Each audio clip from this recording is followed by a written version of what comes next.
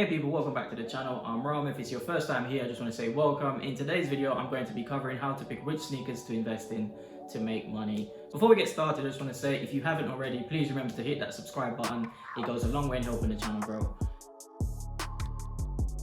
Before we get started, investing in general is a bit of a risky game, and it's pretty much the same for sneakers. So before I invest in a sneaker, there are several things I factor in.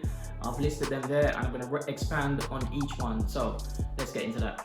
One of the main things I look at when looking for a sneaker to invest in is the brand. So if you get a Nike, a Jordan 1, or a Dunk High or a Dunk Low, these are always good investments. But if there's a unique backstory to the sneaker or a unique colorway, it makes it a great investment. So for example, these were originally released in 2001 with 2001 pairs. Retro this year because of the Olympics was supposed to happen in July, didn't end up happening, but these are going to increase in value. I reckon these are a really good investment. These are going to increase in value for next year when the Olympics is actually on. So that's one of the most important things for me to look at when investing in a sneaker, the brand and the model. So if you have a Jordan 1, a Dunk High, a Dunk Low in a very unique colorway, so if you got like a Michigan colorway in a Dunk High, that's a good investment. If you've got a Syracuse or a University Red or a Kentucky Blue in the Dunk Lows, really good investment as well. So that's one of the main things to look at before investing in a sneaker, the brand and the model. So another thing to look out for are collabs. So when Nike collabs with Off-White, the hype is crazy. The same with Nike and Supreme, hype is crazy. Nike and Stussy, crazy hype around these sneakers. But when Nike collabs with big brands such as Ben & Jerry that are not actually in the sneaker game, the hype for these is just through the roof. These sneakers are going to increase in value, so you need to go all out to try and get a pair.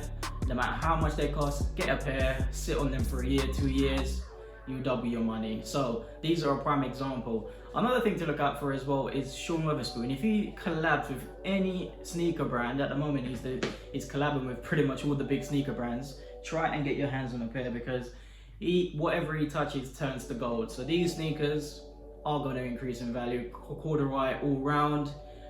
This is an A6 sneaker and it's performing the same way the Nike pair did when it first released. So whenever he touches anything, it turns to gold.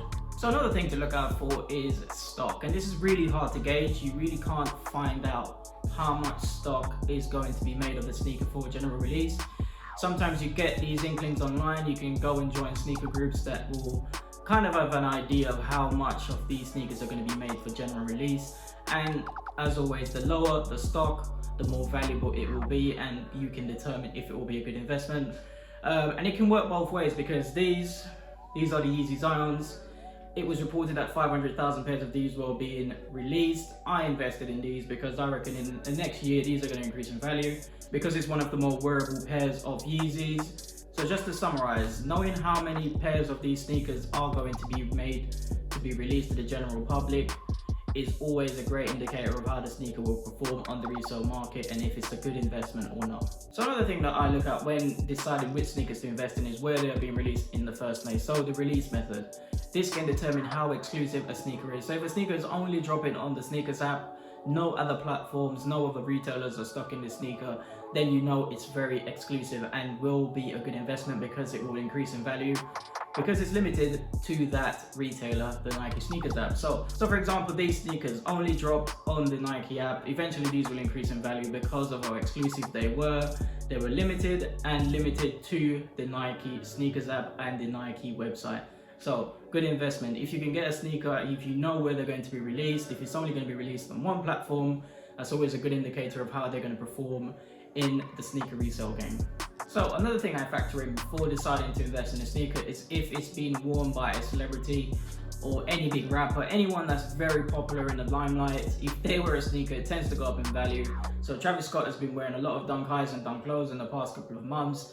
For around about a year he's been wearing them, and the prices of Dunk Lows have just skyrocketed. Every single one that releases, the price is 100% of the retail price. So So another example of this is not too long ago, Kanye West made a tweet to say if Adidas doesn't put him on the board, he's going to start wearing Nikes. A couple of days later, he put on a pair of Jordan 1 in the core purple colorway, and those increased in value on the same day and has been since he put them on. So something to look out for. If the sneakers being worn by a celebrity, it's always a good indicator that everyone's going to want them, the hype is going to go back up, and the prices will follow and increase. So something to look at as well. Another thing that's a really good indicator of how a sneaker will perform and if it's a good investment or not is before the sneaker drops, go on StockX and search for the sneaker. If the sneaker value is very high before the drop, as you know, the sneaker value will come down once it's dropped, but it's more than likely that it will increase back to that value or even more. In many cases, it always goes above the value it was originally there for before the drop.